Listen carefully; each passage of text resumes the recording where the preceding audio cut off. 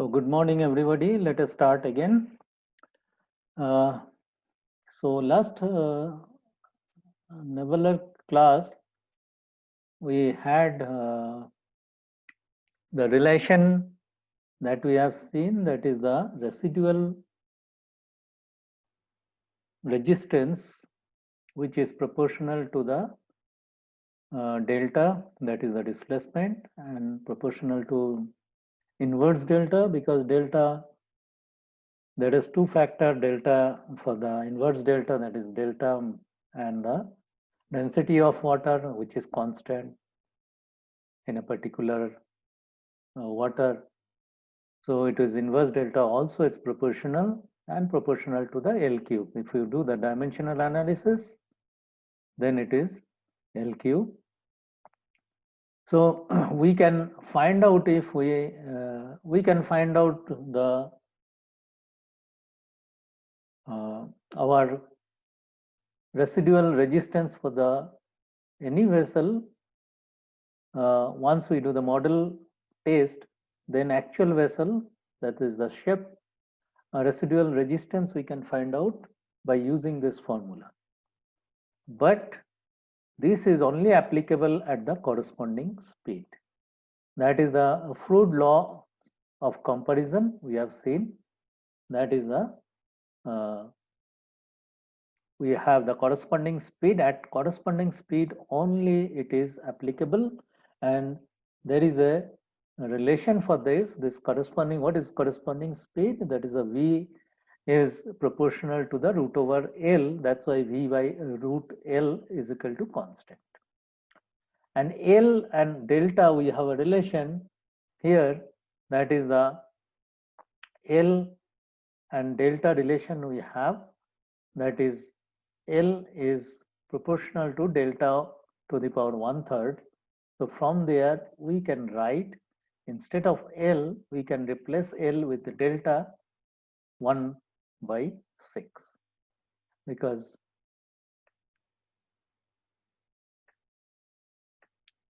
so V is proportional to L to the power half and delta is proportional to L cube.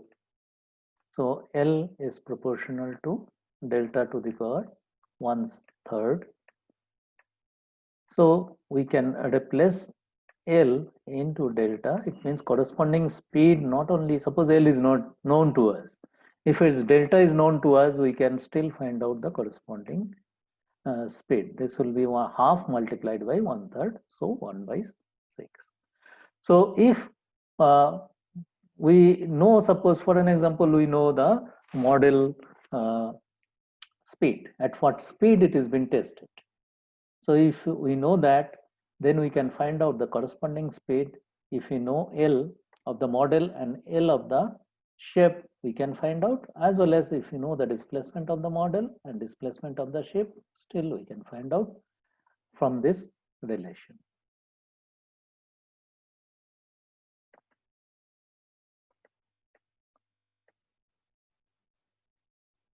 So this is we'll go in details of this, because we'll be doing the numericals also on this, the resistance and powering.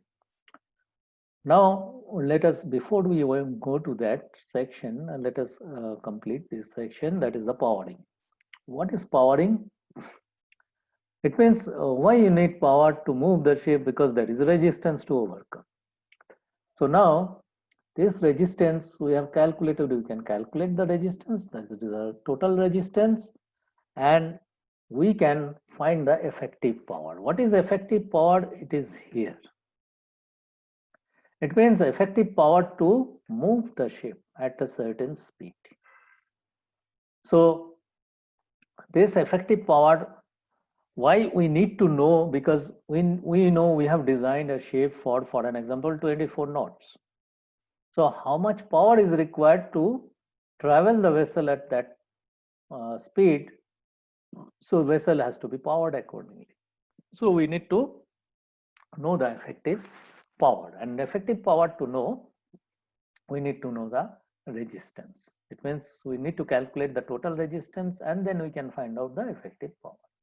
But now this effective power, the engine size is not the same as this effective power. So this is the effective power which you need to pull the ship, move the ship at certain speed. And we need a power, engine power should be such so that you can get this. Then only the ship will have that desired speed which is required for the, as per the ship's design and commercial purpose of the ship to trade on the operation. So now this power is different. It means why it is different? There are some losses in between. Because this engine power, that is the IP, that is indicated power, which, how do you calculate the indicated power? That we calculate from the, how much actually burning the fuel and that peak pressure and what is the dimension, what is the RPM, that plan what I had written in this previous lecture, that is, from that we can calculate IP. Once we know IP, that is the cylinder power. But our output, that is the BHP or the shaft power, what we have on the flywheel, it's different because it will not be same as IP. So this is the shaft power or the brake power, and IP is actually cylinder power. So there will be some losses because of the friction. There will be some losses. So IP will be more than BP or SP, that is the shaft power, because of that losses. And then it has to be, power has to be transmitted through the, there will be a shafting system through the shaft. Here it is shaft power, that is the brake power. And then this is the delivered power, which is, you will be having intermediate shaft, maybe number of intermediate shaft, maybe one intermediate shaft. And then you'll be having the propeller shaft. After that, that is the delivered power, which at which power the propeller is having that torque. So there will be some transmission loss. It means the DP, that is the delivered power, will be less than the shaft power. And shaft power is less than the IP, that is indicated power. And after that delivered power, there will be some losses. It means there is some transmission losses. After that, there is a thrust. Actually, this delivered power will produce some thrust, and that thrust power will be less than delivered power because the propeller efficiency, it means it will not, thrust will not be equal to the delivered power. There will be some losses here because the efficiency will not be 100%. Then this thrust power and the EP, that is the effective power, this is also will be higher than this effective power because there will be some losses due to the hull friction. There are other, one belt of water will be carrying with the hull because of the friction, and there will be some losses. And then EP, final EP, what you get from IP is much less than the IP because of these losses.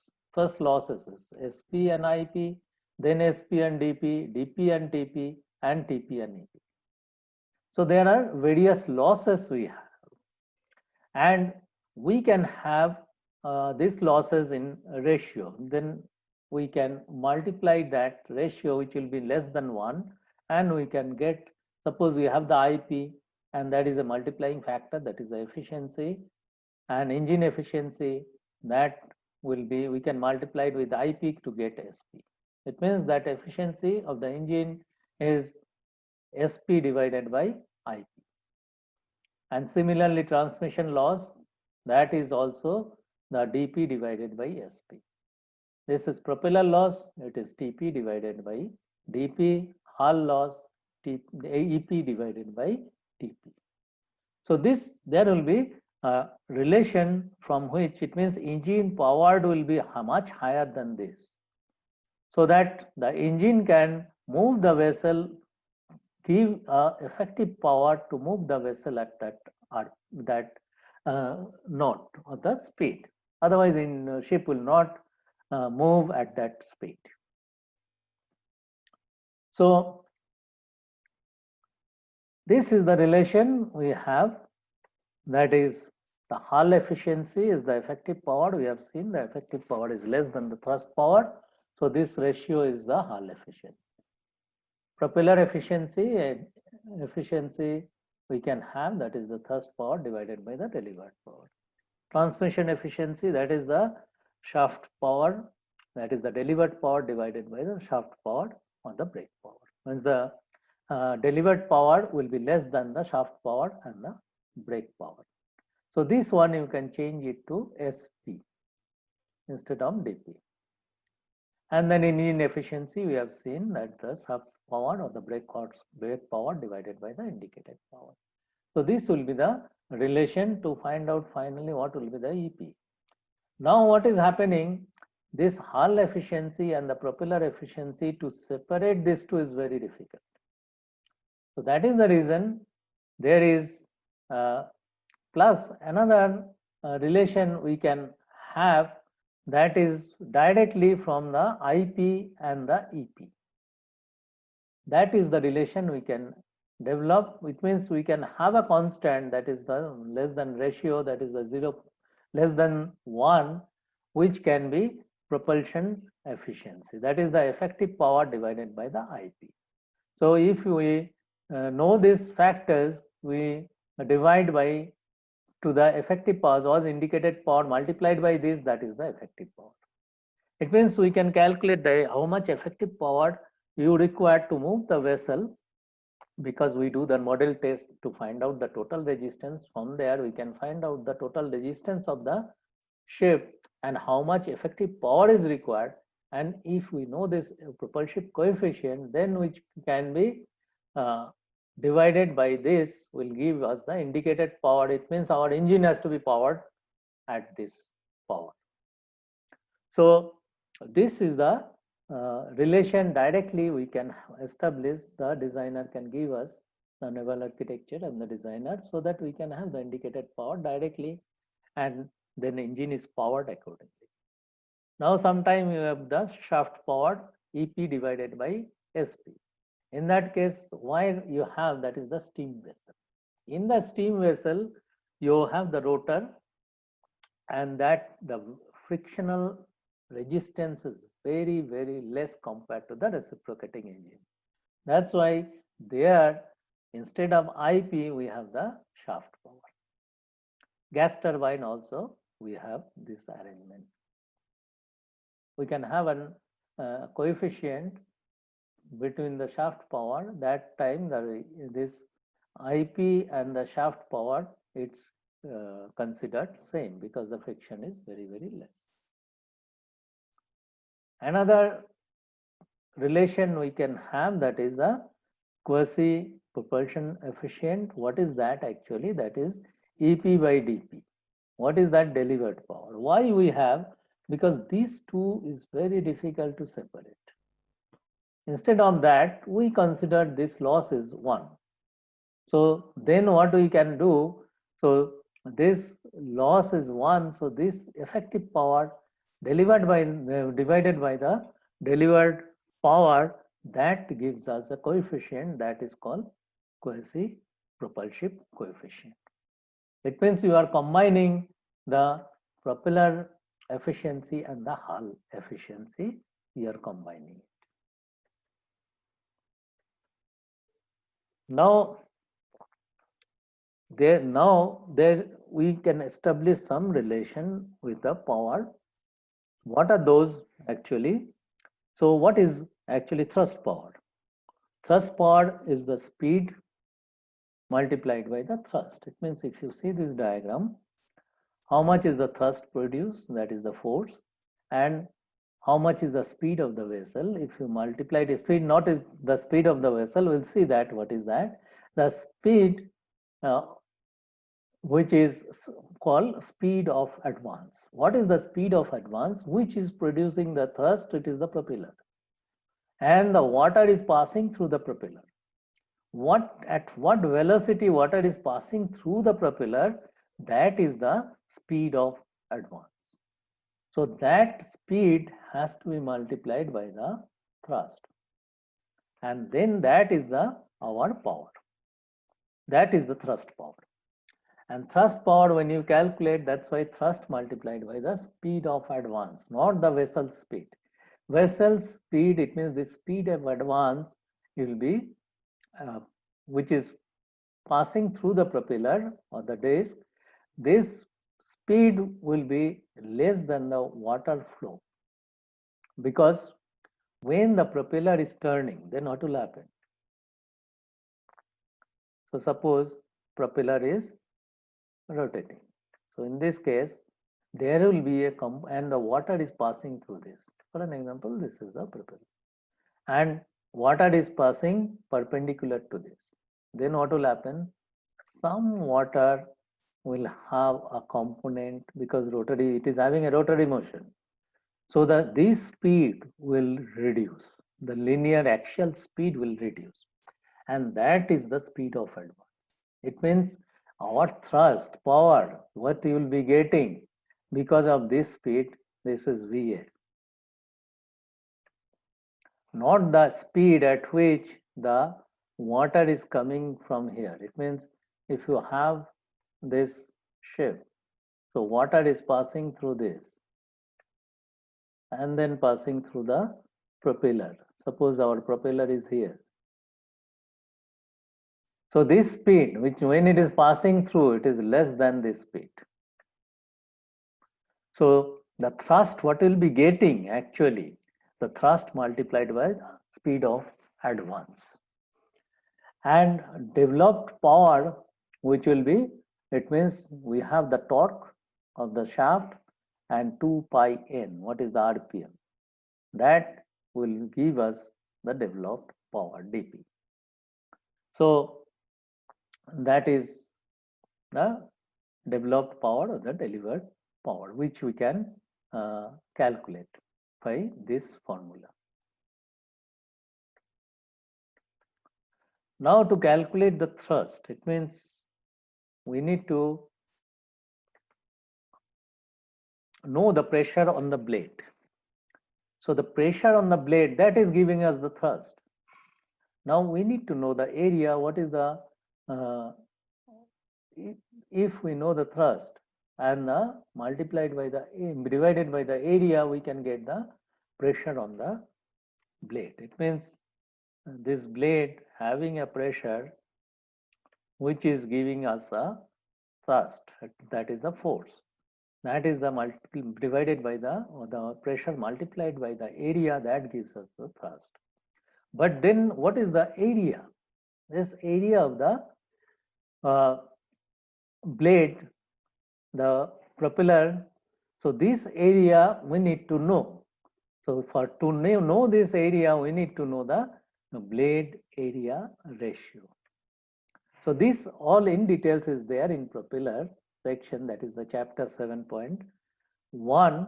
But at the moment, let us see what is the blade area ratio. That is the blade area ratio is the developed area. There is an area which is called developed area. We'll see what is that area, which can be including the boss. Boss is this. It can be including the boss, it can be excluding the boss. Okay. So that area is the developed area by the disc area. What is disc area? Disc area, this is the propeller tips will be having a point. When the propeller is turning, this point will trace a circle, and that circle is called a disc radius. That area is called disc area. So we have the developed area divided by the disc area.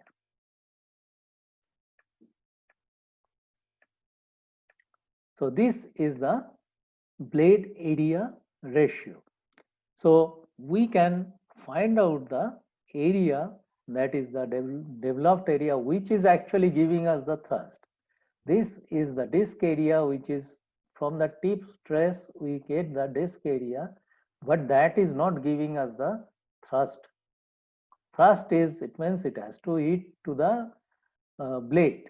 That developed area will give, but disk area ratio is, this is the disk area ratio, from where we can calculate the area, and we can, if you know the thrust, we can calculate the pressure, how much pressure is built. Now what is the developed area? So developed area will be the total area, actual area of the blades. It means your blade, if you see the blade, so this is suppose the boss, and then our blade is having curve like this. It means this area, actual area where the pressure is acting on, the total area, each plate will have the area, that is the developed area. It means if you make it flat, that will give us a developed area.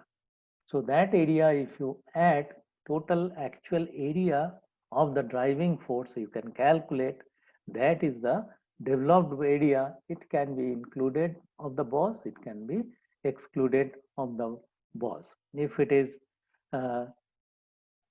not included, the boss, then it is called AD, and if it is included, then it is called AB. Boss is included. So from that is the blade area ratio. From there we can find out the actual area, which is actually producing the thrust, where the pressure is acting. So this is the way we can find out. Suppose we know the pressure, we can find out the thrust if you know the area. If you know the thrust, we can find out the pressure. If you know the thrust and pressure, we can find out the developed area, and we can find out the blade area ratio if we know the disk diameter of the propeller, if we know.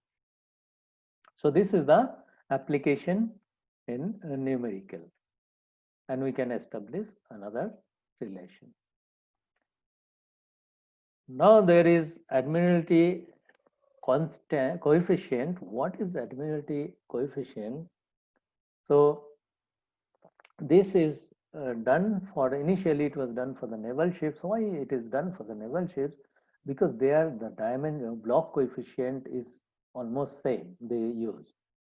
So, and also if their length and breadth ratio is same, then they can make a coefficient, so that they don't have to make the model test every time.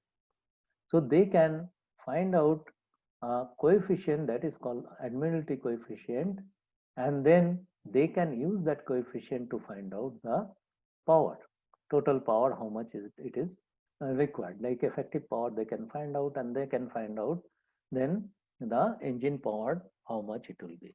So but this has to be applicable for the coefficient, similar coefficient, because the warship has got the similar, most of them, they have the similar block coefficient they have, and the length and breadth ratio they have same. So they can apply this Admiralty coefficient. For our slow speed, means our vessel, slow speed vessel, similar ship, we apply the same method. If you have the sister ships, so there the length and breadth ratio is constant, block coefficient is constant. Then we do the model test once, and after that the coefficient we use for other vessels. There may be slightly different the dimension, but we keep the length and breadth ratio same and our block coefficient same. We can use that same data for all the vessels.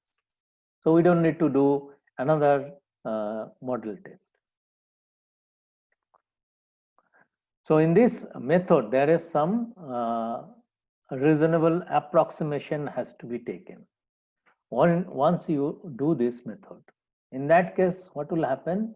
The total resistance is proportional to the RF, that is the frictional resistance.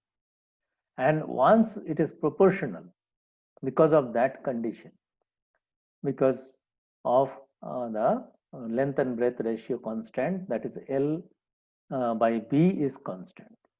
So in that case, if this is the approximation is taken, then what will happen? RT, we know that Fruit's formula, RT is proportional to surface area and multiplied by the velocity square. Suppose n we consider 2. N is 1.822. So if we consider 2, then this relation we can establish if we take an reasonable approximation that RT is proportional to RF. RT is equal to RF plus RR. But we have taken consideration this RT is proportional to RF because our block coefficient is same and L by B is constant. And then we can establish RT is proportional to SV square because RF is proportional to SV square.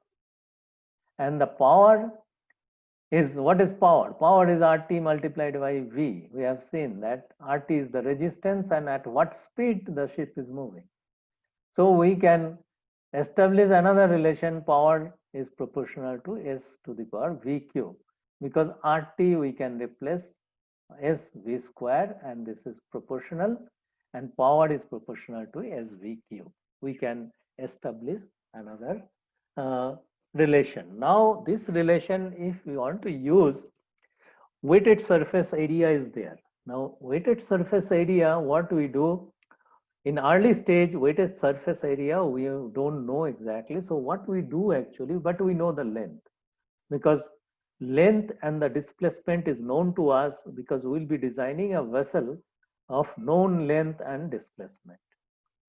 Because weighted surface area can vary because the curvature, suppose you cannot give exact curvature, so there is some difference, and because the length of the surface area is huge, in small area also can make, it means the length, it will make a weighted surface area, it might vary if you calculate the actual weighted surface area.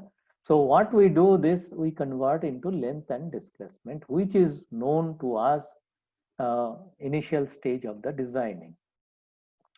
So how we can do, it means we can convert this into length. So S is dimensional analysis. What is S? S is proportional to L square because L by B is constant. We have taken. So in this case, B is proportional. So we can write this. L is proportional to delta 1/3. We know that L is delta is proportional to the L cube. So L is proportional to delta 1/3. So we can establish another relation here. S is proportional to L square and delta to the power 2/3. So the power is proportional to delta to the power 2/3. That is, we have established already the previous one. S is replaced by now delta. So we delta to the power 2/3 multiplied by V cube. So this also we can make it in other dimension, but L is known to us. That's the reason we have the L and delta also known to us. We can convert into delta or L. So the shaft power, now it is the shaft power is equal to this divided by Admiralty coefficient. We can make a constant, that is the Admiralty coefficient, and that is fixed. So now delta is changing, V is changing. We can calculate the shaft power in different vessels. So because we can take a ratio and find out for the different delta how much will be the shaft power required, and different V how much will be the shaft power required. We can find out. Suppose at constant V, different delta, we can find out the shaft power, because administrative constant coefficient is constant. So, but remember, as I told you, in the naval architecture, the formulas is used. In this formula, the administrative coefficient is calculated based on delta is tons and V is in knots. And what you get, that is in kilowatt. Don't mix up. This you'll have to remember. Because if you take V is in meter per seconds, you'll not get the correct answer. Because this administrative coefficient is calculated based on this parameter, this dimension. It means this will be unit, will be delta will be tons and V is in knots. Now this comparison is only applicable for this. This is the corresponding speed, V divided by root over L. Then only is equal to constant, then only this all formula you can use. It means you have a model test. Suppose you have done model test at 3 meter per second for an example. So we can find out what will be the corresponding speed of the vessel, and that speed only we can, because our length is known to us, model length is known to us. So V, it means we can establish a formula Vm divided by root over Lm is equal to Vs divided by root over Ls. So this is known to us at what speed we have tested. This is known to us. This is known to us. V corresponding speed we can find out, because all this formula will be applicable to the corresponding speed.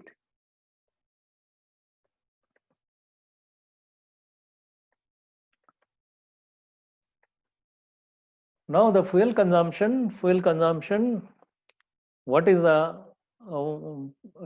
factors on which the fuel is consumed?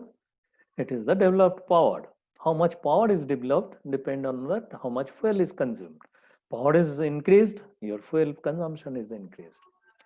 So similarly, like the administrative coefficient, we can find out a fuel coefficient, because the shaft power, how much it will be, different power fuel consumption will be different.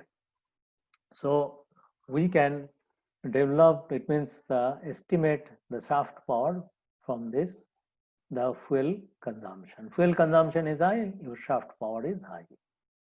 So now there is one terminology we do use, and we calculate on both the ship. You all will be calculating, that is the specific fuel consumption. That is, what is specific fuel consumption? That is the grams per kilowatt per hour, or means it is usually it is grams per kilowatt per hour. In 1 hour, 1 kilowatt, how much fuel is consumed? Now this is, there is a depending factor. What is the factor? It depends. Depends on the your RPM. So the RPM changes. It will depend on the RPM. But we have a normal service speed. What is the normal service speed? That which the engine is normally operated. So that speed, this is constant. Fuel consumption become constant. It means that's why we calculate the specific fuel consumption to calculate the performance of the engine. We calculate the total consumption at that power, but we calculate the specific fuel consumption, which should be constant in the range of our normal service speed range, because that is constant at that range. It is designed, and we use that range as a normal service speed. So, but otherwise, if you see this, that curve moves like this. It means as this is our normal range, V1 and V2. But below this, we have the specific consumption has increased. After this, specific consumption has increased. but from here to here it is constant. So this is our specific fuel oil consumption is constant here, which is our normal service speed of the vessel.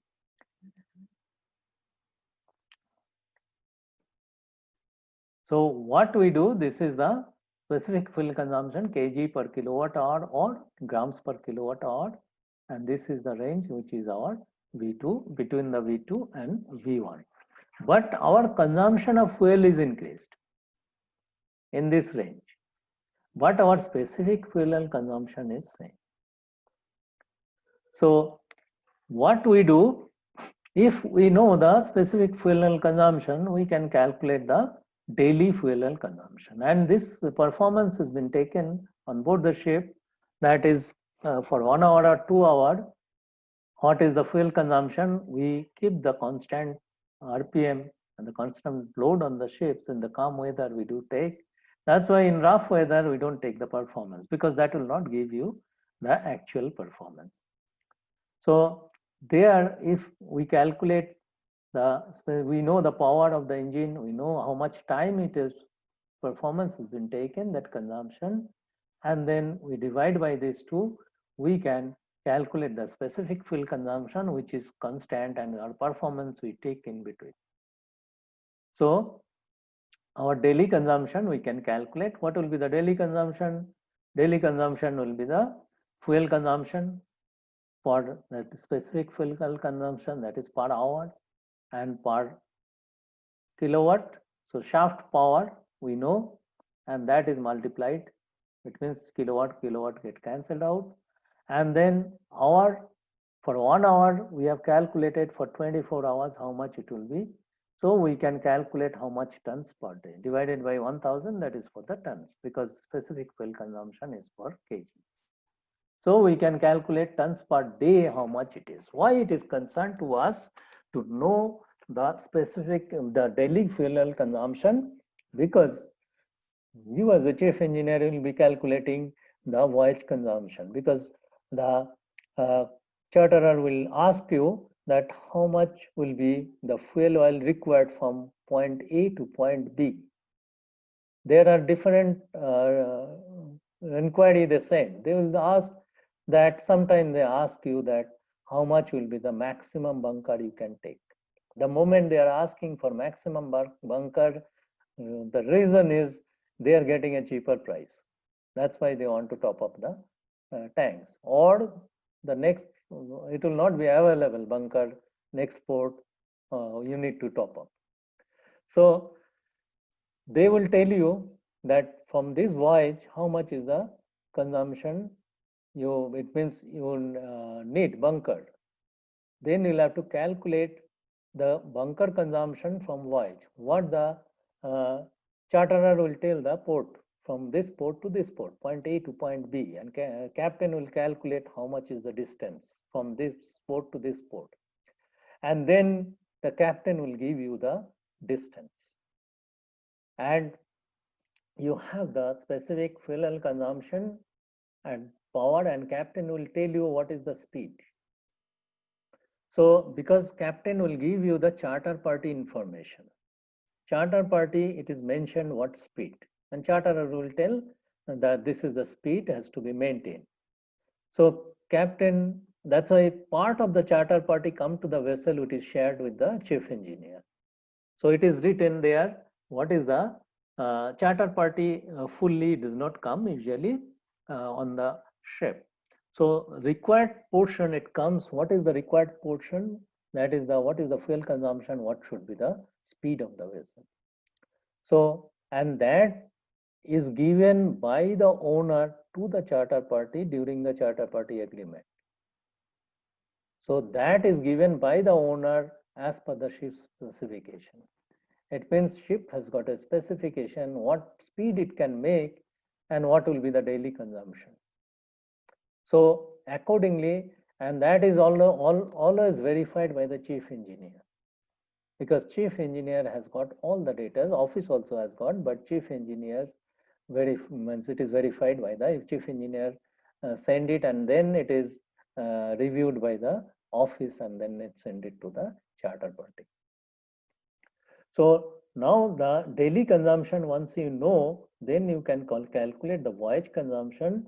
Once you know two things for the voyage consumption, it means you need to know the voyage. For calculating the voyage consumption, you need to know the at what speed the vessel will move and what is the distance it will cover.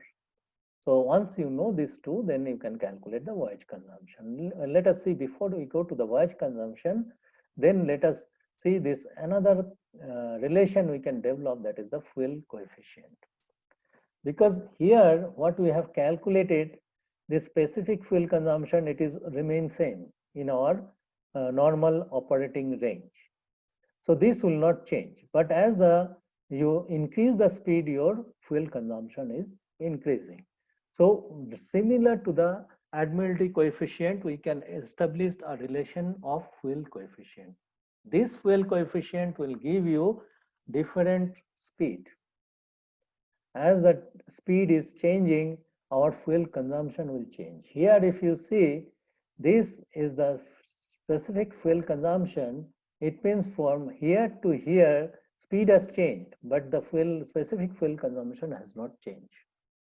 So, but we cannot, different speed, we cannot calculate the fuel consumption from here. So here, whatever is your kilowatt is same, it means the specific fuel at particular kilowatt, the speed has remain constant at that kilowatt, then your specific fuel consumption will get at that particular velocity speed.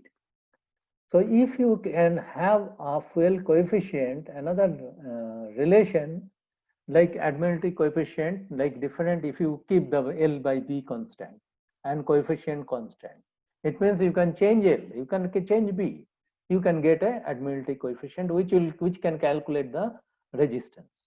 Similarly, the fuel, which means resistance will vary. Here also fuel consumption will vary, daily fuel consumption will change if we can establish a fuel coefficient. The fuel coefficient, how we can daily fuel consumption, it will depend on the power. It means the daily fuel consumption will be proportional to the power. Power increased because your RPM is increased or the ship's speed is increased, then the power also will increase. It is directly proportional to the daily fuel consumption. And what is power? Power will be proportional to your speed of the vessel. So it will be VQ. So if we combine these two, then what will happen? DFC will be proportional to VQ. And once we know the VQ, it means the different, suppose we know the DFC at particular speed of the ship, we calculate. We can calculate from this to the other DFC for other speed. Speed as changes of the ship, we can establish this formula. And here if you see, the DFC is proportional to the power, and this we have already established, power is proportional to this. That we have established from Admiralty coefficient. So this formula we have got it from here. And your DFC is proportional to the power also. So we can replace power with this. And we can have another coefficient because that is for the fuel consumption. So we can establish this formula. So this is called, that is for, this is for our resistance, that is, this is for the shaft power, because that will depend, resistance will depend how much power is required. So this is Admiralty coefficient. Similarly for the DFC, that is the daily fuel consumption, we can have this formula, and this is called fuel coefficient.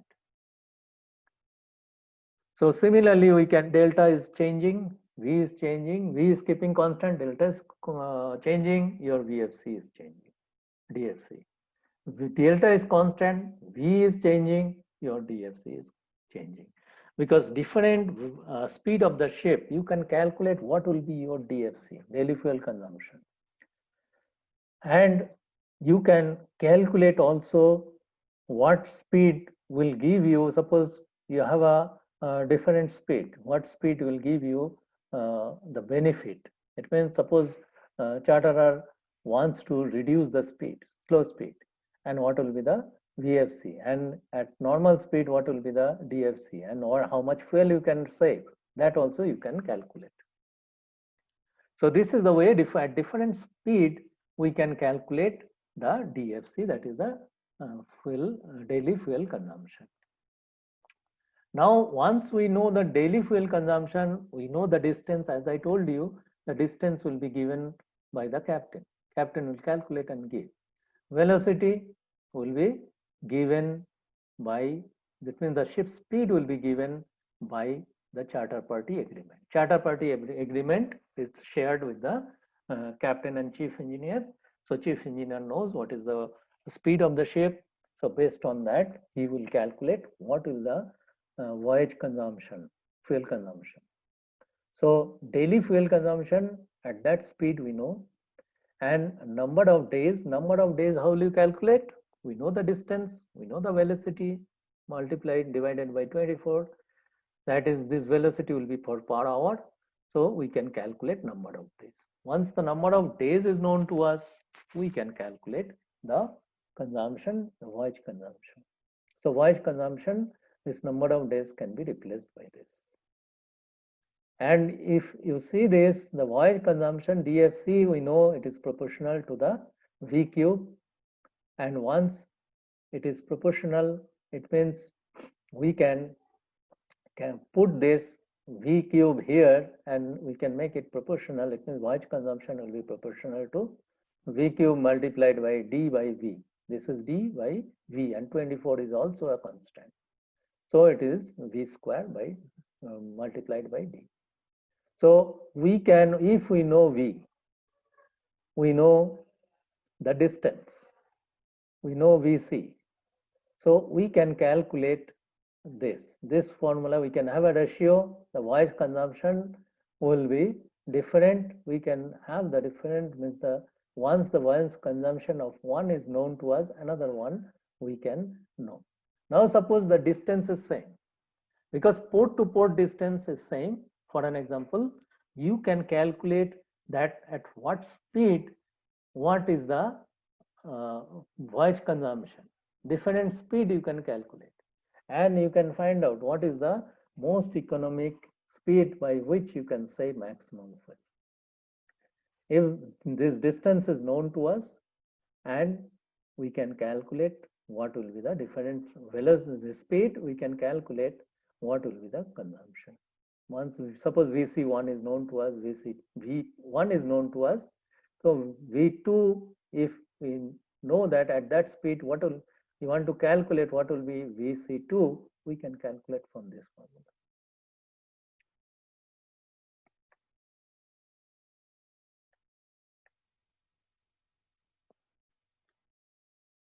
So now let us see this example. What is it given here? So we have a displacement 17,500 tons.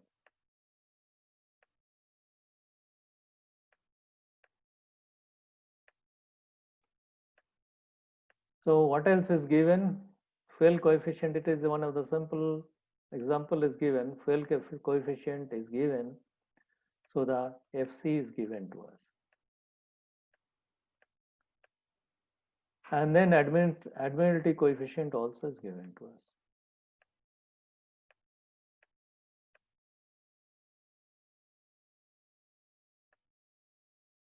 So the service speed is given to us 14 knots. It means V is given to us. Shaft power is required. Shaft power is simple. Directly we apply the formula. We know the shaft power. Formula is delta 2/3 multiplied by power V cube divided by admiralty coefficient. So all these values are known to us. We can calculate shaft part directly. It will give us 4110 kilowatt. And daily fuel oil consumption,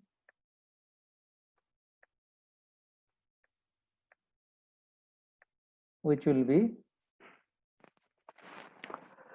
now daily fuel oil consumption also we can find out, because this is known to us, and instead of SC you will have to use FC, and FC is given to us. So we can calculate, saying that we have already derived once established this formula, VQ divided by fuel coefficient. So that will give us the daily fuel consumption. Now the third part, what is it saying? We know the distance. Distance is given. Bridge means the captain has given to you the distance that it has to travel, 785 miles. And on ship, it has got 60 tons of fuel. And we need to calculate, we need to reduce the speed. Why we need to reduce the speed? We need to reduce the fuel consumption. And we need to calculate the reduced speed at which ship should move, so that the 15 tons of fuel, it remains on board. It means arrival at port, vessel should have ROB 15 tons. What does it mean? It means it was 60 tons, 50 tons has to be ROB. So how much fuel you can consume? You can consume the 45 tons. So 45 tons of fuel you can consume to travel this much.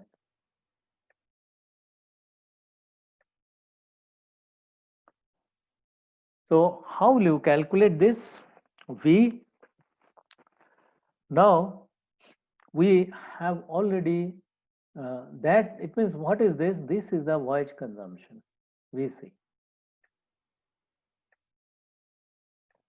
And VC, we know that the voyage consumption is daily fuel consumption multiplied by our distance divided by V multiplied by 24. So this is the voyage consumption. Now the voyage consumption, if you replace this, we know this DFC, that is the daily fuel consumption, can be replaced by our this formula. So once you replace by this formula, then what you get actually, the delta is known to us, and our we need to calculate, because the displacement remains same. Fuel consumption is this, if you replace, this is the fuel coefficient is known to us, delta is known to us, we need to calculate what is the voyage consumption, 45 tons. So we can write 45 is equal to, our delta is known to us, that is 17500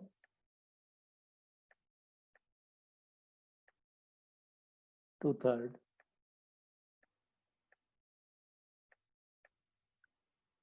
multiplied by VQ divided by FC is known to us, 450 is given to us.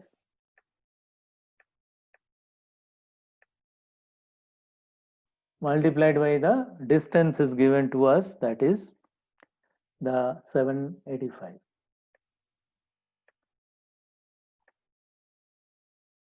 And we can divide by 24 multiplied by V.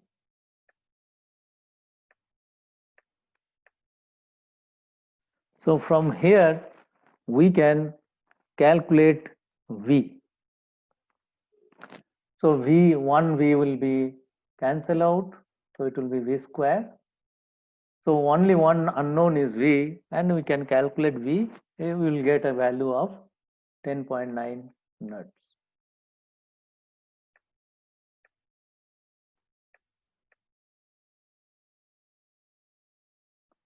So this is one of the example.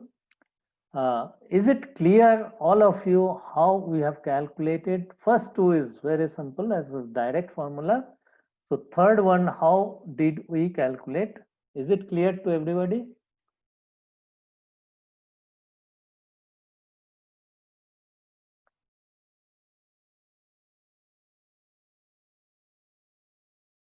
So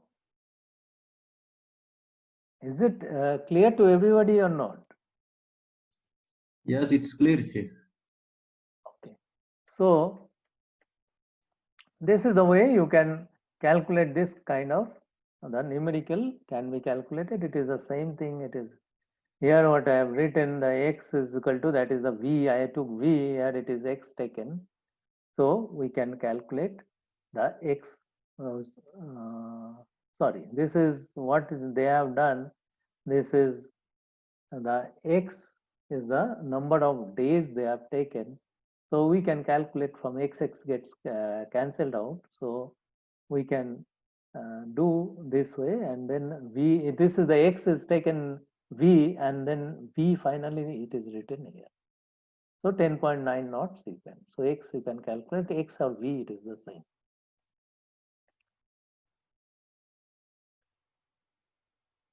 Now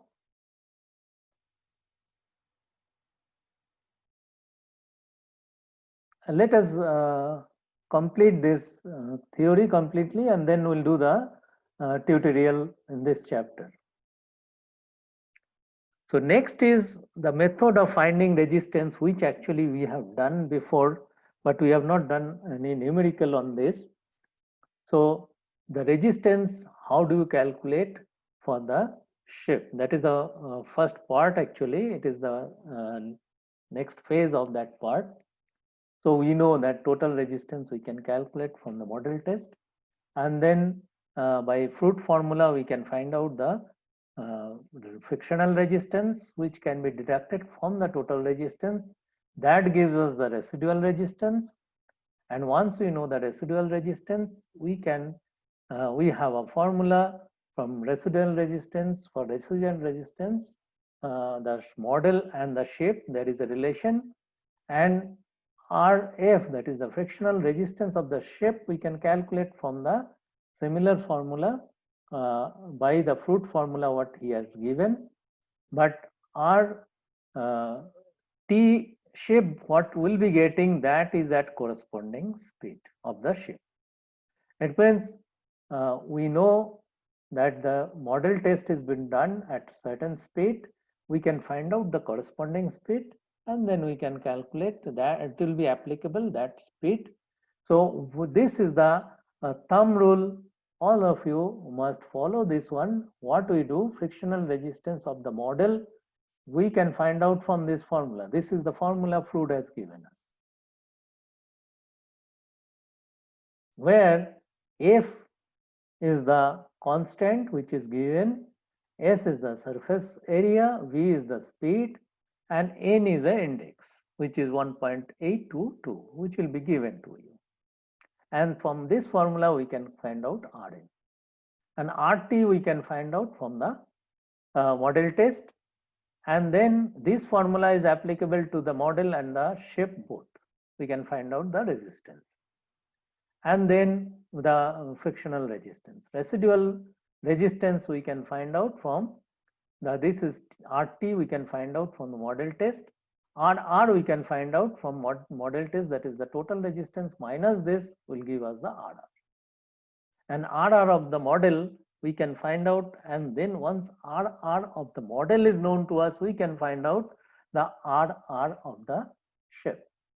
RR of the ship, how we find out, that Fruit's law of comparison, that is RR is proportional to LQ. It means if you know this for the model, L is known to us for the model, L is known to us for the shape, so we can find out R for the shape by ratio. And we can find out the shapes Rf, that is the frictional resistance, and we can add these two, we can find out the Rts. In that case, it means R for the shape, if you want to calculate RRS, so this will be R model multiplied by our LS divided by LM whole cube.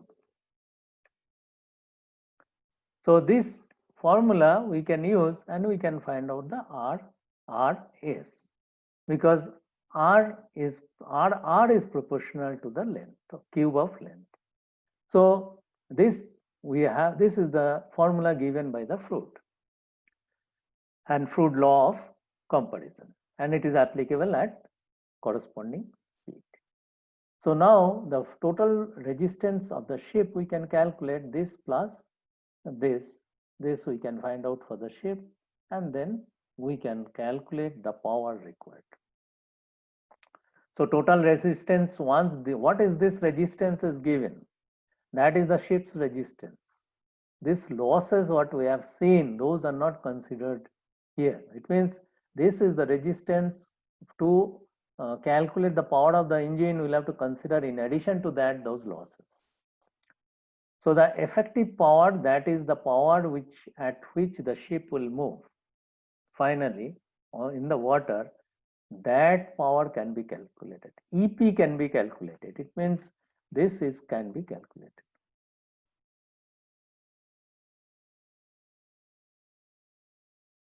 So this can be calculated from this, because we have done the model test by pulling this.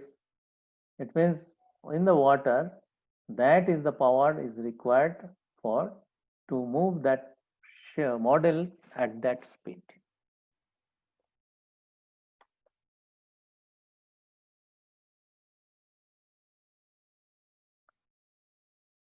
So this is RT, that is the total resistance multiplied by the V. This V is the ship speed, because EP is the ship to move the ship at that speed. But here, if you see this, here the unit will be RT. Suppose you want to calculate in kilowatt the effective power, RT, that is the total resistance, will be Kn, that is kilonewton, and V is in meter per second. So you need to remember this. And this one, the V, here also you have a V. This V will depend, it will be given. V is in knots or V is in meter per second. You'll have to use that. Suppose it is given V is in knots, you'll have to use knots. Suppose 12 knots. If it is given, it is written that V is in meter per second, so you'll have to convert into meter per second. So carefully read the questions always. Now there is some other factors. By this we have found out the EP, but the model test is done in fresh water. It is not in seawater.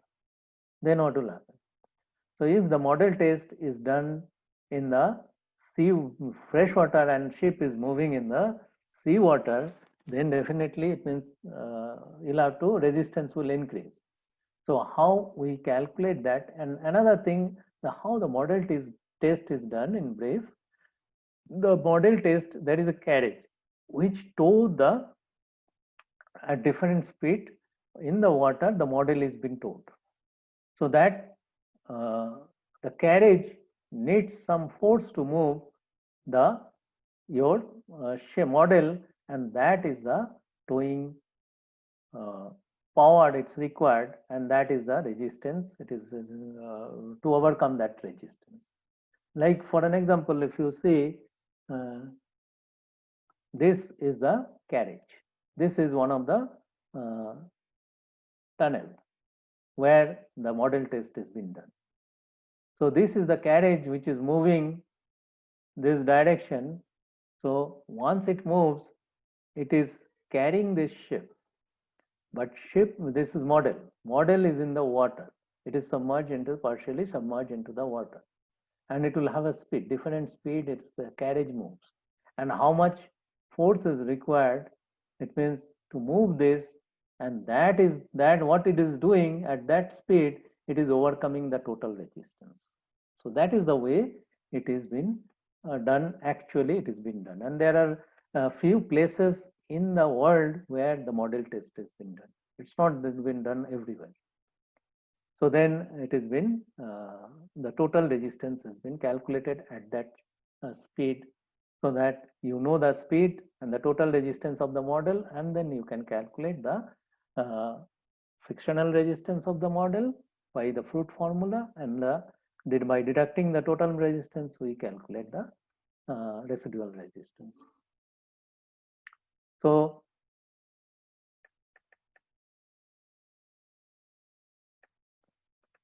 this is the way it has been done and it has been calculated. Now for the fresh water, it has been done. This water, suppose it is fresh water in this tunnel, and then what will happen? The ship has to be calculated in seawater. Then it is the ratio we multiplied. It is the in salt water. What will be the RT? Sometime in numerical you will see it is given fresh water, and ships will have to calculate.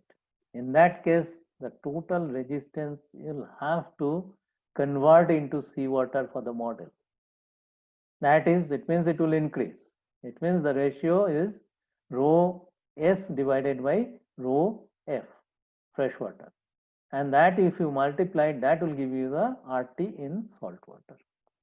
And then otherwise your calculation will be, your procedure, you will be having a mistake in procedure, and your calculation also will be different. So that's why always read carefully what is it asking and what is the details given to you.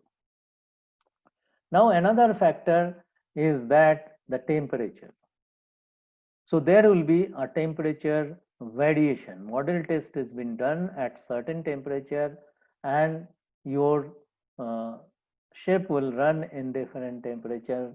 So this temperature factor, temperature is reverse. It means higher the temperature, your resistance is less. Lower the temperature, your resistance is high. It means the cold climate, the resistance will be higher than the hot climate. So accordingly, there is a correction factor.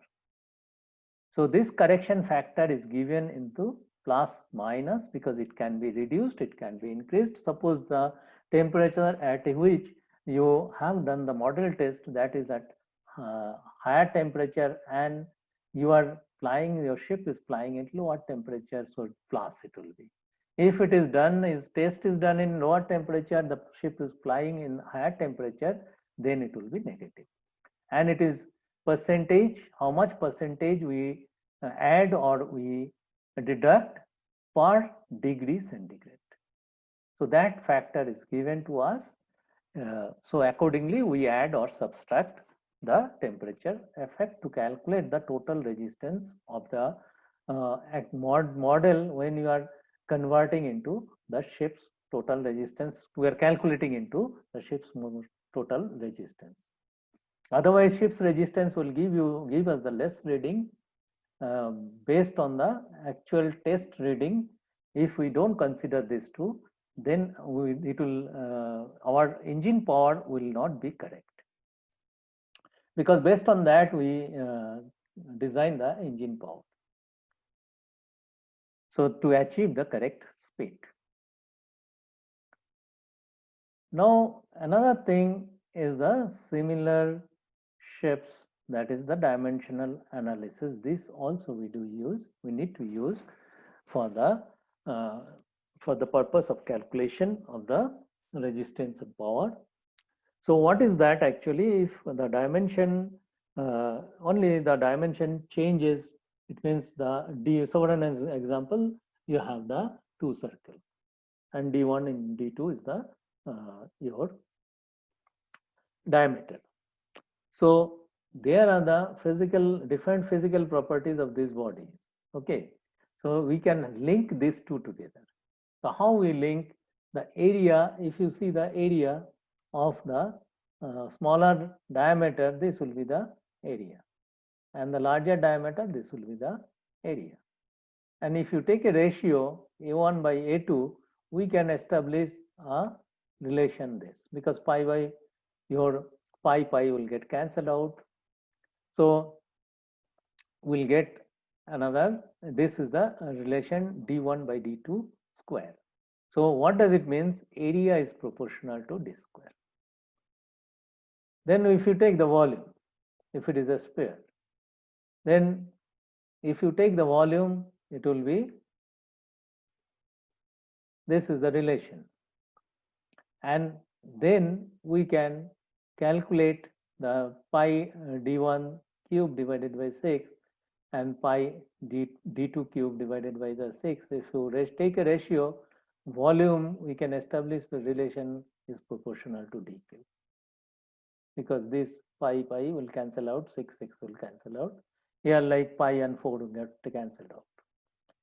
So this is the dimensional analysis we do, and we establish from a smaller shape to the larger shape, from a model to the shape, we can make a relation to calculate the our resistance, and accordingly we can calculate the power.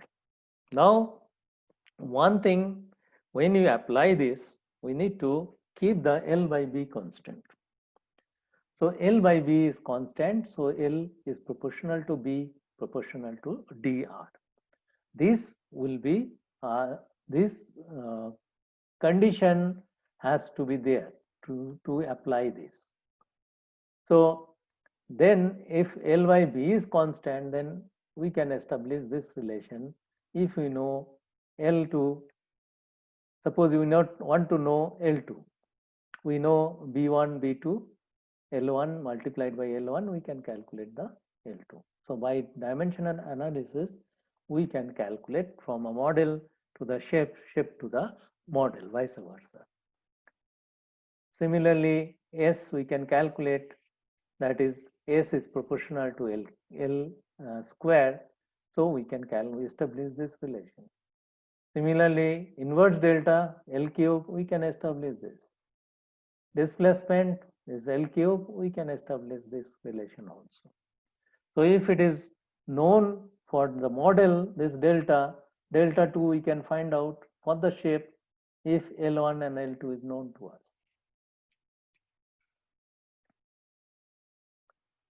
So this is the way we can establish a relation. Even we can establish a relation L is, because S is proportional to L square, so L is proportional to S 1 by 3, and S is proportional, it means delta is proportional to L cube, so we can write this relation also.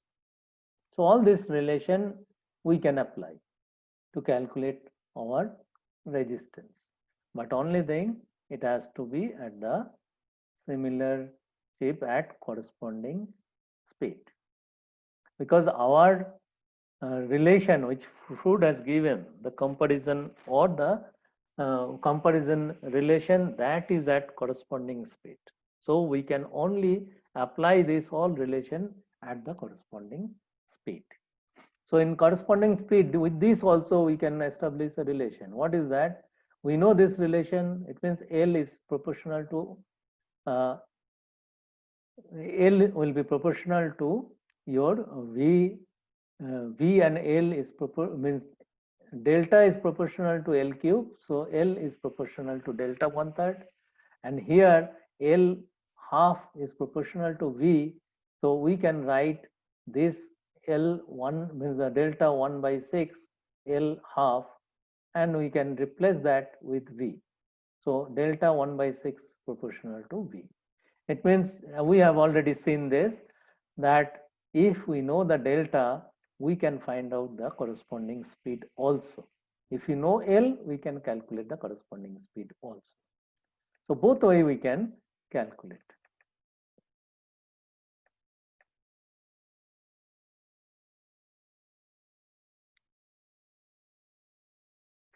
Now let us see this example. This is one of the very simple example. So ship length is given, weighted surface area is given, and the speed is given for the ship. Model test has been done, 5 meter long, and it is found resistance 29.5 Newton. What is this resistance you have got? That is the RT for model. RTM. Suppose we write at RTM, that is we got it from the model test. Now, the effective power we need to calculate at the service speed of the ship. Service speed is given 15 knots. And the model speed is given, that is the Vm is given 5. Vm will have to calculate that with the corresponding speed, and length is Lm is given. So first let us see what all things are given. Lm is given, Rm is given, Ls is given, and Ss is given.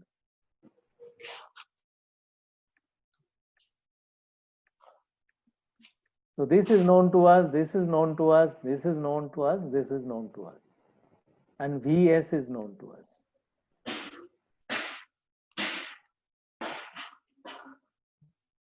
So what is been asking for effective power, we need to calculate.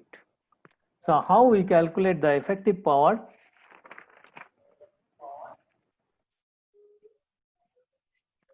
So in this case, the fluid frictional coefficient is given to us, that for the model F, M is given to us, and Fm, Fs also given to us. And N is given to us for shape and for model. Some of your, one of your, I think yeah, Devut, your speaker, his microphone is on, put it off. So this is given to us, these all are known to us. And now sometime it might not be given, this one. You need to remember 1 nautical mile is equal to how much meter? 1852 meters. These all, once you practice this numericals, do the numericals, it will be by heart, it will be remembered. Sometime it is given, sometime it might not be given in the numerical. So what will be our approach to this? Because Vs is known to us, corresponding speed of model we can calculate. So corresponding speed of the model we can calculate from this formula. It means we can apply this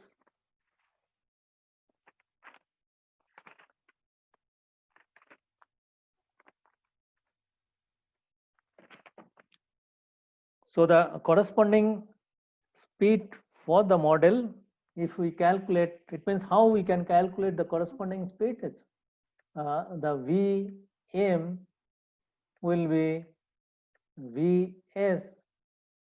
What is the relation? V is proportional to root L. It means this will be multiplied by the root L m divided by Ls. So if we apply this formula, we can calculate the Vm. and Vm, if you calculate, it will be, and if you convert into the meter per seconds, because we need to finally calculate the effective power will be requiring in meter per seconds.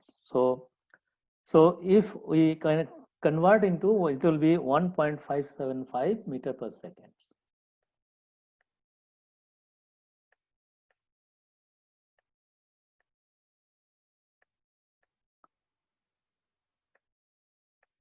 So this Vs is known to us, Lm is known to us, Ls is known to us. So we can calculate this. And we need, because what we need to calculate the total resistance of the ship. And for that we need the R, means the residual resistance of the ship as well as the frictional resistance of the ship. To calculate the residual resistance of the ship, we need the residual resistance of the model, and we have the total resistance of the model. We can find out the total, means the frictional resistance of the model by the Fruit's formula. So the RT we know, RF plus RR.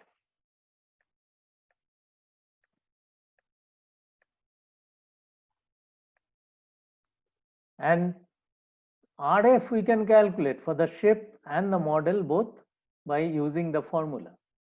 And that by using that formula, we need to know, it means for the RF for the model, we need to find out RR for the model. And for that, we need to know the SM. SM we'll have to calculate from SS, because for dimensional analysis, we can apply the SM will be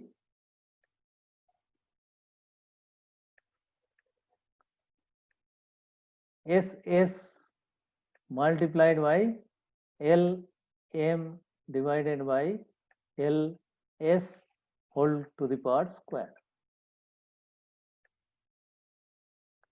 So we can calculate SS is known to us, LM is known to us, LS is known to us. We can calculate the surface area for the model 4.97 will be getting meter square. Now if we know the SM, we know the Vm, we can calculate, we know the index, we know the coefficient, frictional coefficient, so we can calculate the RFM,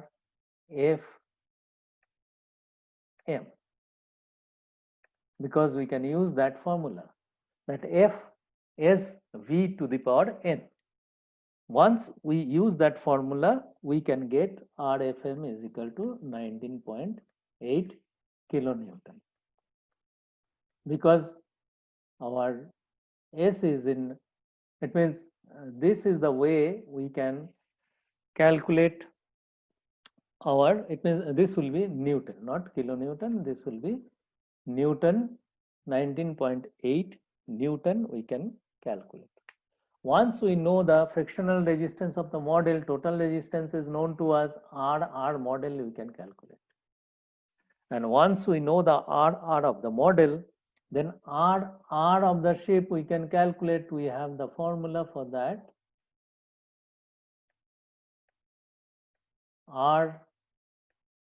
RM multiplied by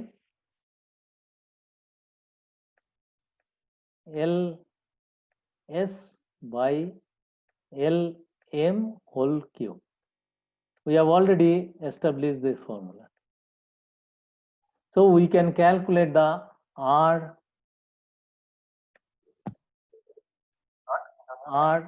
yes, and we can calculate the R frictional resistance of the shape by using the Fruit's formula. We add it and we get the total resistance, RTS.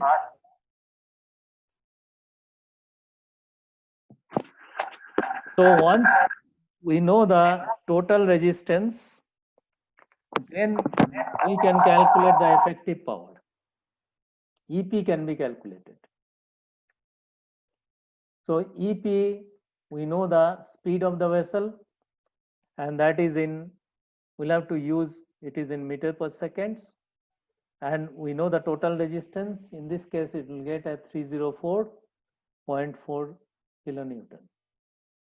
That is the total resistance multiplied by the V in meter per seconds, that we can convert 7.714.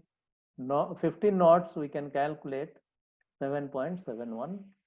How we have calculated this? The knots to the meter per seconds. So we need to use this formula for, suppose it is, we want to convert into R, the Vs, we need to convert from knot to the meter. So it will be, suppose 15 knots. So what is the 1 mile is equivalent to 1852 divided by the 3600, 60 multiplied by 60, because this is meter per second and this is per hour, nautical miles per hour. So it will be 60 multiplied by 60. So we can convert into meter per second, and we can get the value of the effective power from this. For this numerical, it will be 2.35 megawatt you can have. This is kilowatt is 2349 kilowatts. So this is the way approach should be. It means we need to find out the total resistance of the ship. To find out that, what we need the two things, that is the frictional resistance as well as the residual resistance. And frictional resistance we can find out from by the Fruit formula, but the residual resistance we'll have to use the comparison, and for that we need to know the residual resistance of the model, and that we can find out, and from the test we can find out the total resistance minus the frictional resistance gives us the residual resistance. So this is the concept of this kind of numerical. So what we do, this is a little portion is remaining. Let us complete this, and next class we'll do the tutorial of this chapter. So this resistance, what we are getting from the model test, that is without the appendages. That is called naked effective power. So that power, we need to add some factors to that power to get the actual power of the ship. Because how it is done, it is the handcraft of the wood or it is the wax casting.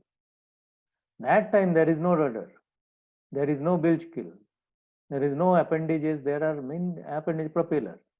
So in that case, that has to, stern frame is not there because rudder is not there.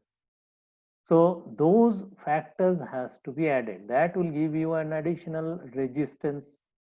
So that has to overcome also.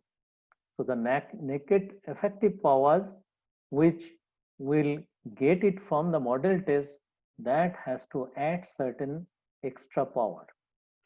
So the effective power trial, that is the EP trial, we need to calculate as the service effective power. It means we'll have to add those factors. So there is a correlation, that factors will be given to you. So the allowance is called ship's correlation factor. It means this factor is given to you, you'll have to add those factors. How do you add those factors? For an example, let us see the correlation factor is given 1.08.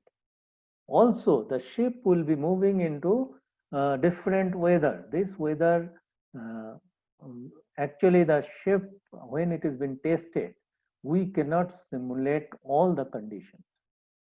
It is impossible. There are many factors is unknown to us. actually the ship experience at sea in the rough weather. So there will be an allowance to given to that for an example, it is given 15% allowance for weather allowance. It means the 15% you'll have to increase for the weather when the ship is actually plying at sea. And the correlation factor, there is a appendages are all which are not there during this model test, that 1.08 is given. It means the 8% you are increasing. So how do you calculate the effective power in that case? In that case, you have the trial, that naked power we have, that is given 2349. It means if you see the naked power for an example is given, which is without the appendages and all. So that is given to us, then multiplied by the correlation factor, that will be the trial power, because it will increase. And the service, it is the trial plus the weather allowance, because ship is actually in service. So 15% will have to increase, you'll have to multiply it by 1.15.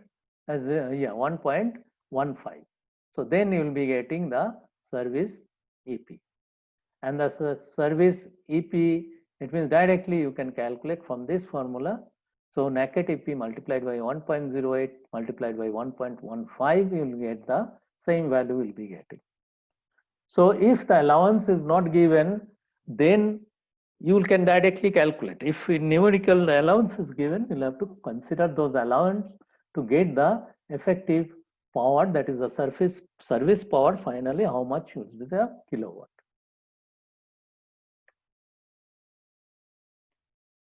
So now the another thrust deduction factor you have. What is that actually? The propeller, when it is at stern, then it creates a suction. In the propeller, one side it will create a suction, and because of that, there will be some losses of the thrust. And the total resistance will be increased. It means we'll have to, means the thrust what will be getting, that there is a factor that 1 minus T is the thrust deduction factor. It means that thrust what will be getting, it will be less. So by the propeller. So this, because of this, the thrust deduction factor unit, it means total resistance what you get, it is equal to thrust, means the thrust has to be actually equal to this, so that the ship can overcome this resistance. So the thrust will be less because of the thrust deduction factor, because of the suction effect. So thrust deduction factor, once it is given, then we'll have to deduct that factor from the thrust, how much thrust it is developing from that power. Now what we'll do, now tell me any question. We'll be doing all this tutorial now, since the numerical is almost, we have the 6.8 chapter this is, and then we'll be having 7.1, 7.2, the numerical part. After that, there are remaining the ship construction remaining part, dynamics, that is the second chapter, and 4.8, there is another chapter that is also theory based.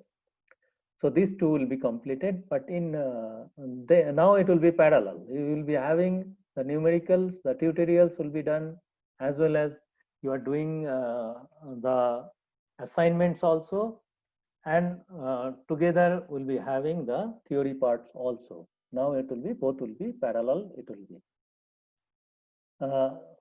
So any question, tell me till now this resistance and powering, because now remaining is the numerical, and numericals numerical theory will be done 7.1 and 7.2. But previous chapters I have not completed the tutorial, that I'll be completing. One by one I'll come to, and if anybody has any doubts or any difficulties, that will be explained. I'll explain to that, all the numericals, all the tutorials. And you are also, in addition to that, you are doing assignments which is not part of the tutorial or the example. It is a different numerical I have been sending you. So tell me any question till now, because your concept should be very, very clear. Any numerical comes in any forms, you will be able to do. And your numericals will be within the syllabus. It will not be out of syllabus. So, but it will be in different way. And you will be able to do that numerical. So any question? Yeah, Teka, tell me.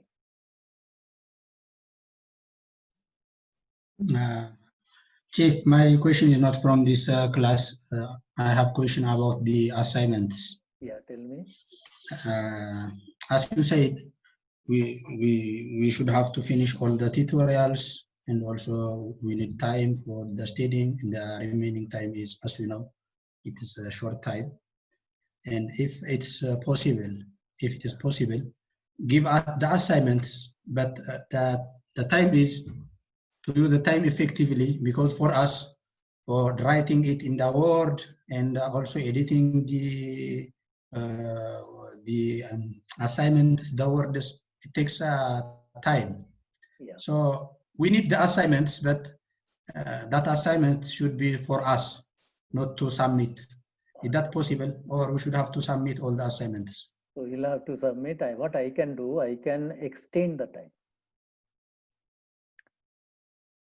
You will have to submit, and that is the reason distance learning, part of the distance learning. But you can take, I can extend the time. There is no problem. And yeah, tell me. And also, if it is must to submit the assignments, can you minimize it? Because it's really, as you know, daytime we are in the class, Yeah. and the time remaining is only nighttime. Yeah. We should have to also study. So Yeah. if we are busy only on doing the assignments, the time is short, and I'm sure that we cannot cover all the subjects. So if possible, if it is must, it's better you minimize the amount of the assignments. Yes, that can be done. I'll make assignment such a way it covers number I can reduce, but it will cover everything. That can be done. And you have the tutorial also you are doing. So all both together, it can be done. I'll do that. That is not the problem. So then it is okay. I mean, because it is a real distance learning, a part of the distance learning, that assignment, but I'll reduce the number and I'll extend the time. There is no problem. Yeah, so Phineas, tell me. Okay, Chief, thank you. I have also one comment about this assignment. Can we get the answers for the assignments what we have already definitely done, because we don't know if we are perfect or wrong? Definitely, I'll give you the answer. Because some of you have not submitted. That is the reason. Or what I do, I'll give you individually. I'll give you the answer. Those have submitted. Okay, so you know that your answer is correct. Because answer, when you have not, somebody has not submitted, answer cannot be given, isn't it? So that is the reason I have not given. Here tutorial, you see, I have given all the answer is given. When you are doing, you can verify by yourself.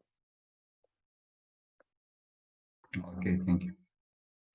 And all the tutorials also you'll have to see, more numerical you do, actually more confidence you gain. Different type of numerical. That is the reason I have given you the number of numerical I have given as much as possible, so that you practice more different type of numericals. But I'll reduce, but I'll make it such a way so that it will cover the full syllabus. And this tutorial also I'll be explaining you whatever you are finding the difficulties, I'll explain to you. each tutorial. So any other question? Now regarding this one block, you were saying in the morning that Wi-Fi connection you have some problem, but it will be followed by it will be checked and followed, repaired. Now during this lecture, you had any problem? Yes, Chief, it doesn't work until now. We use mobile data. Okay. This is okay. Which block it is? Is there any particular number? Yes, already Rashif is known. Yeah, I already informed also. Yeah. So it will be taken care. It will be done. Yeah. Okay. Any other question? Chief, Yeah. this is Taka. About the final exam. The final exam is after completing the simulation in the workshop or after finishing the tutorial, the Zoom lecture. No, final exam will be conducting end of the, it means the end of the means the Zoom lecture will be having the lab and the simulator, electrical lab, and after that we'll be having the exam. As of now, that is the plan. Okay, thank you. And after that, we'll be having the EMA exam. Okay. Yeah. And the schedule for the exam, I'll make one and send it to you. You'll, if you have any comments, sequence you can change. Date will not be changed, but the sequence will be you, as per your wish, we can change. Even EMA exam, I'll ask you and you send it to me that sequence is okay or not. If you want to change sequence, we can change sequence. I'll change sequence and we'll forward to the EMA. Finally, EMA will accept, but usually EMA accepts sequence, they accept. So which exam you want to have first, second, third, fourth? You'll be having 4 papers. And EMTI, that final exam also sequence you can, you all can decide, but it will be one decision collectively. Yeah, Chief, but about the final exam, we need, after we finish everything, we need at least 1 week or 1.5, so that we will be ready for the exam. I mean that if we cannot change the time, you said that we can only change the sequence, yeah? Yeah. So it's better you consider also this one. At least you should have to give us 1 week or 1.5 so that to prepare ourselves. See, this there will not be any preparation time for the EMTI final, once our final exam, the course final exam. That is, you will be having the labs afterwards. No batch has got the time because that is not, there is no time in between. So with the course, you'll have to prepare, and in this course, your course, you'll be having the lab and the simulator, and there is a restriction of the number. So there will be free time. You can, you will be having enough time for preparation. Understood? But what had happened before, the EMA exam, before that, all the batches requested and some time, 1 week time or so, that can be, we can discuss with EMA, and accordingly, if they accept, we can arrange that way so that you have, for before EMA exam, suppose you get 7 days preparation time, like that. On the 7 days means it will become Saturday, Sunday plus 7 days means 9 days you'll get. That's what happened before. Now another one factor is this situation is not like in normal situation, you know. So that factor might come in picture, but that is been done last batches, that is been done. Before EMA exam, there was 9 days gap for preparation. And each exam there was a 1 day gap after one exam. So Monday it used to start and next Monday it used to end, and Saturday, Sunday we used to be off. It means last exam used to have 2 days off. That is the way last all batches has been done this way. Understood, Teka? Yes, yes, sir. Yeah, you'll have preparation time, all the batches, and they have done all the batches has done well, and you all will be also do well. I'm confident on you all. You all are good students. Only concentrate on study. Your concept should be clear. You all will do well. So, any other question? So, if no question, then let us take a break for lunch, and we'll start the next lecture at 13:45. That will be electrical. That will be high voltage. Will start today, and it will be electrical high voltage by A.T.O. Sudhakaran. I have shifted the lecture. Yeah.